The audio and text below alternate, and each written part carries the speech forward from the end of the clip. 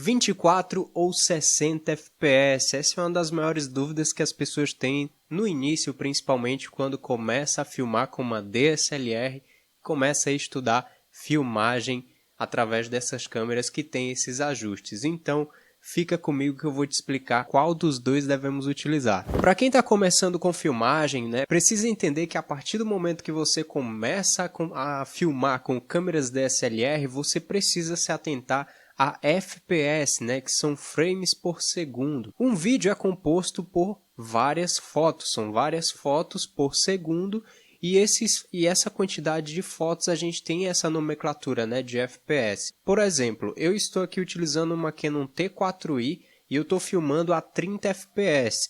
Essa nomenclatura dos 30, 24 e 60 FPS, que é a mais comum, é justamente que são 30 quadros por segundo, 24 quadros por segundo e 60 quadros por segundo, 60 fotos por segundo, por exemplo. E direto ao ponto com você, 24 FPS, toda vez que você ouvir falar isso, é o padrão cinema, o padrão que a gente tem de filmagem em cinema. E isso porque a gente tem já por costume, o nosso olhar, a observar uma filmagem 24 FPS e se sentir muito mais natural, ter um aspecto mais natural. Um dos motivos é porque o cinema trabalha com esse padrão e também pela sua bagagem cultural. Não é possível que você não tenha assistido filmes na sua vida e obviamente que quando você bate o olho em algum filme, já é natural para você identificar que é um filme. Diferente de uma propaganda, muitas vezes o mercado de publicidade ele trabalha com 30 FPS, até porque é uma filmagem diferente,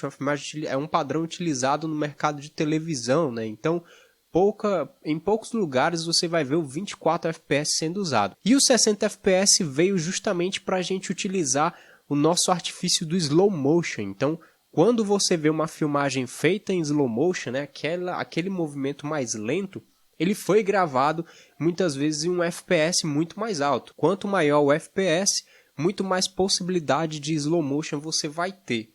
Ou seja, 60, 120, 240 FPS, e aí você vai ter um slow motion cada vez mais lento.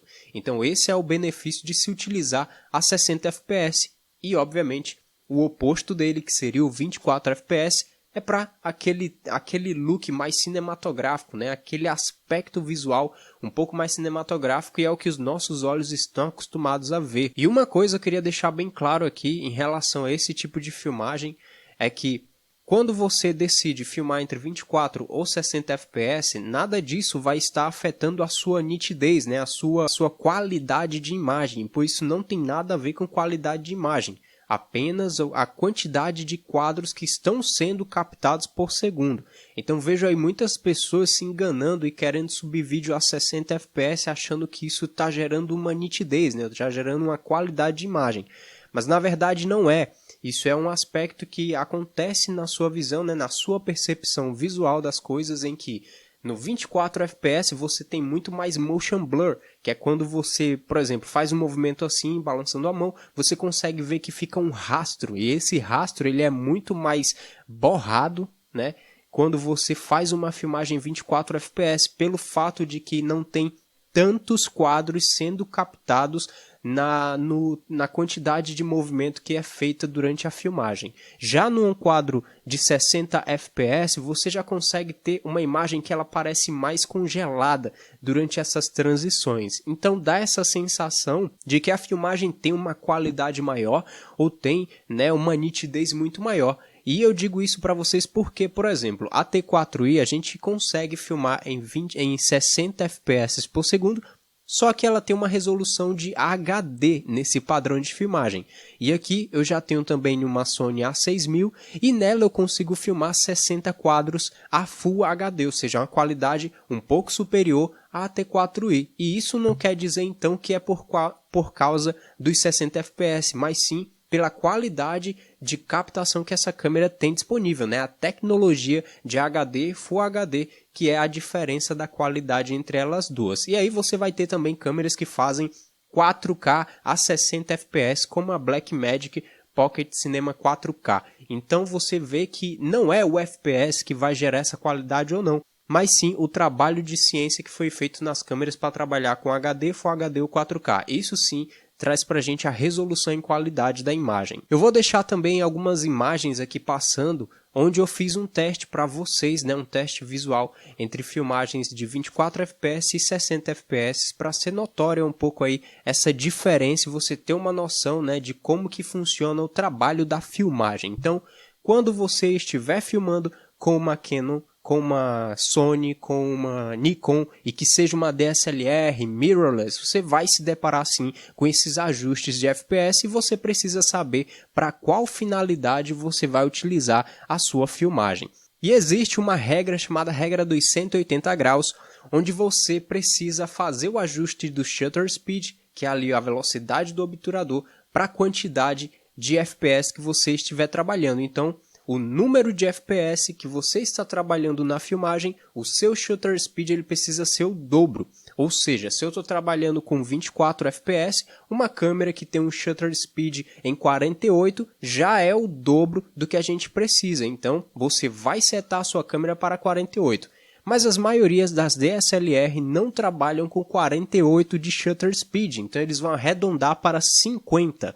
Então você vai sempre arredondar para cima e nunca para baixo. E quando você vai filmar em 30, o dobro dele já seria 60, e quando você filma em 60 fps, o dobro já seria 120 de shutter, né, de obturador. Então não esqueça dessa regra, porque ela vai deixar a imagem cada vez mais natural em relação à gravação, independente se vai ser 24, 30 ou 60 fps. A partir do momento que você não respeita essa regra, daí sim o motion blur vai ficar cada vez mais estranho, e se você filma em 24 fps e não respeita essa regra e bota um shutter de 60 ou acima disso, você vai ver que a sua imagem, quando você fizer um movimento, ela vai sim ter aquele movimento mais quadrado, aquele movimento mais travado e que não vai parecer natural, né? Ou seja, não vai fortalecer o look cinematográfico. E lembrando que o look cinematográfico não depende somente do FPS, mas tem toda uma questão de sonoplastia,